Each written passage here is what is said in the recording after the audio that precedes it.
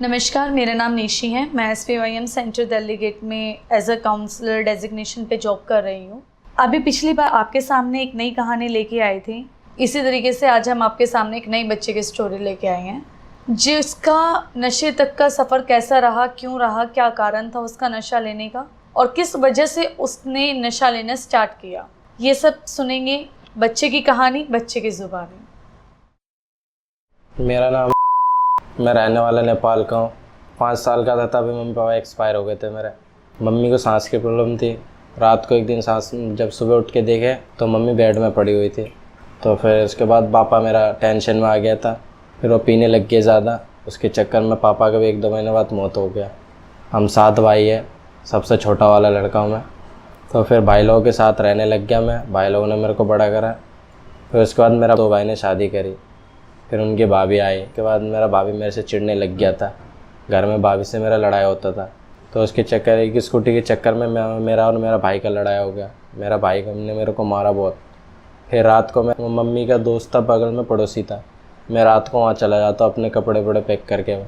तो वो लोग कहते हैं हम लोग दिल्ली जाएंगे सुबह, तुम अपने घर चले जाओ। तो फिर मैं बोलता हूँ, जिद करता हूँ कि मैं आपके साथ ही जाऊँगा दिल्ली में।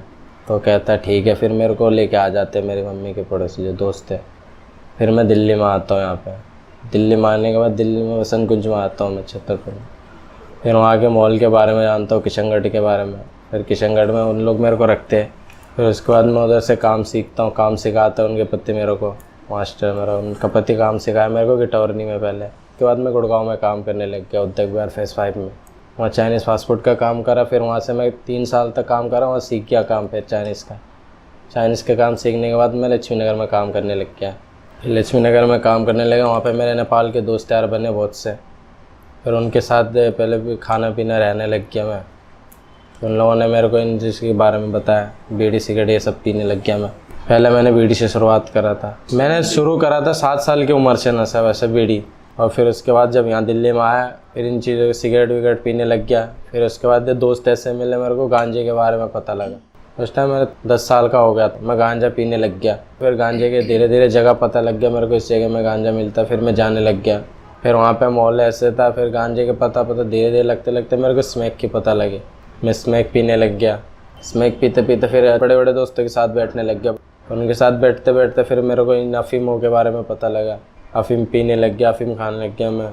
चाय के साथ खाते थे अफीम वगैरह खाने लग गया।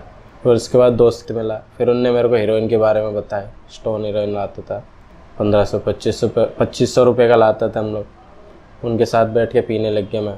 वसंत कुंज में शनि बाजार रोड में रहता था मैं। वहाँ से ये सब नशा मैंने सीखा है। ऐसे लेकर मेरे को 8-9 साल हो गए इन चीज़ों को नशा करते हुए। यहाँ पे मेरे को बीच में लड़ाई हो गया। किशनगढ़ में पब्लिक स्कूल है, वहाँ पे सरकारी स्कूल, वहाँ पे दोस्त के चक्कर में मैंने एक लड़का को मारा था। फिर उसके चक्कर में मेरा दुश्मनी हो गया। मेरे को बंदों ने मारा था वहाँ पे, लड़के लोगों ने, 20 लड़कों ने मेरे को मारा था। फिर उसके बाद मैंने उनको मारा था। जब मैंने मुंह से मैंने आर पार कर दिया था पेचकश मार के उसका। उन लोगों ने मेरे को ऑपरेशन ब्लेड भी मारे थे और मेरा बटंची मारे थे उन लोगों ने, लटवट सर्वर फाड़ दिए थे। तो फिर मैंने पेचकश उसका मुँह से आर पार कर दिया था। फिर उसके चक्कर में पुलिस ढूंढने लग गई मेरे को। तो मैं थोड़े दिन के लिए लक्ष्मी नगर में चला गया। वहाँ 1 साल काम करा। फिर 1 साल काम करने के बाद मेरे को दोस्त यार की याद आई। तो मैं वसंत कुंज में छतरपुर में मिलने आया, छतरपुर मेट्रो स्टेशन में। तो वहाँ पे नीचे बगल में ठेका था। तो मैंने दोस्त यार को बोला मैं छतरपुर में आ जाऊँ, मैं यहाँ पे ठेके में बैठा हूँ। फिर ठेके से हम लोगों ने बियर लिए। छतरपुर मेट्रो स्टेशन में बियर पी रहा था। फिर एक लड़की आ रही थी वहाँ से फ़ोटो खींचते हुए। उन्होंने बोला इसका फ़ोन छीन ले, फ़ोन ले ले। मैंने फ़ोन ले लिया तो उस लड़की चिल्लाने लगी, पब्लिक बुलाने लगी कि मेरे स्नैचिंग कर रहे, चोरी कर रहे। रात 8 बजे की बात है। तो फिर उसके बाद पब्लिक, वो मेरा दोस्त यार क्या होता है, भग जाते, मेरे को पब्लिक पकड़ लेते। और उसके बाद पुलिस वाले को फ़ोन करके पुलिस वाले को देते कि स्नैचिंग कर रहा था बोल के। तो फिर लास्ट में मेरे को पुलिस वाले सेवा कोठी में डाल देते। सेवा कोठी में काटा 2.5 महीने। फिर मेरे को वहाँ से केस ख़त्म होने के बाद लाजपत नगर होम में डाला था, नशम में, अनाथ आश्रम में मैं रहता था। बढ़िया रहा वहाँ पे, 3 महीने होने वाले थे मेरे को रहते हुए, बहुत बढ़िया रह रहा था। फिर एक लड़का आया मेरा वहीं मुखर्जी नगर सेवा कोठी का। फिर मैंने उसको भगवा दिया गार्ड के आँख में मिर्ची मार के। तो फिर उसके थ्रू मेरे को यहाँ पे सेंटर में भेज दिया। SPYM दिल्ली गेट सेंटर में आया। फिर मैं लाजपत नगर से, फिर यहाँ से मेरे को दीपचंद हॉस्पिटल में भेजे मेरे के नशा छुड़वाने के लिए। फिर मैं वहाँ 2.5 महीने दे के फिर आज यहाँ पे दिल्ली गेट में आ गया इस पे। यहाँ से जाऊँगा मैं, फिर लाजपत नगर में मेरे को और 6 महीने देने। माँ बाप को खो के बचपन से मैं अकेला हो गया। जब माँ बाप थे तो मुझे लगता था कोई साथ था मेरा, और अब मेरा कोई साथ नहीं है यहाँ पे। मेरा यहाँ पे कोई नहीं है, सिर्फ वो पड़ोसी है और भाई लोग सारे गांव में रहते हैं मेरे।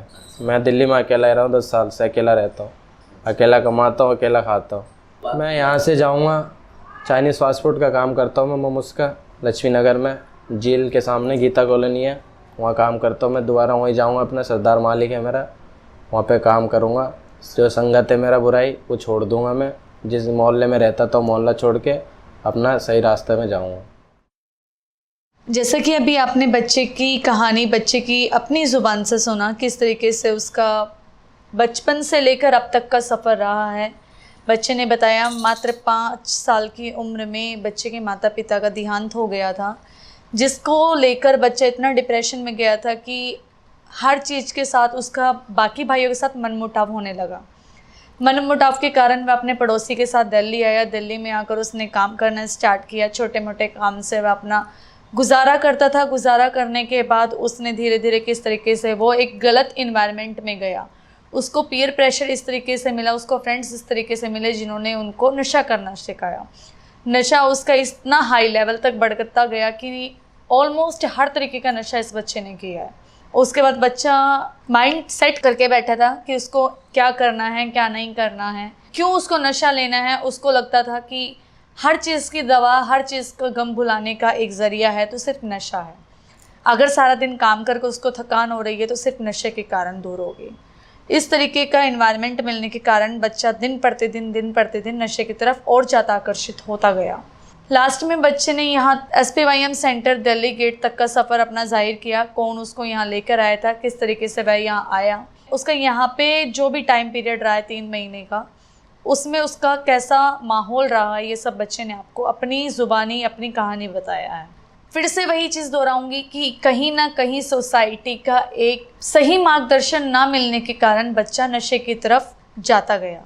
अगर उसको मात्र 5 साल की उम्र में एक अच्छा वातावरण दिया जाता, उसको एक अच्छा एक रास्ता दिखाने वाला एक इंसान मिल जाता, जिसे वो दिल्ली में आकर गलत दोस्तों से मिला, गलत दोस्तों ने उसको नशा करना सिखाया, अगर वही दोस्त उसको एक अच्छा मार्गदर्शन दिखाते तो शायद आज बच्चा अपना भविष्य बहुत आगे बढ़ा चुका होता।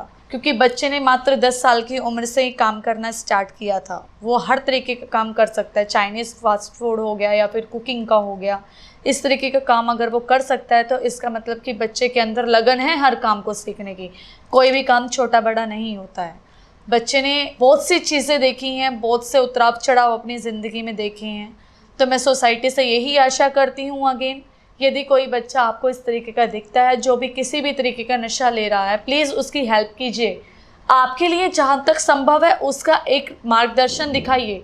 चलना ना चलना बच्चे के हाथ में है, लेकिन पहल करनी हमें है।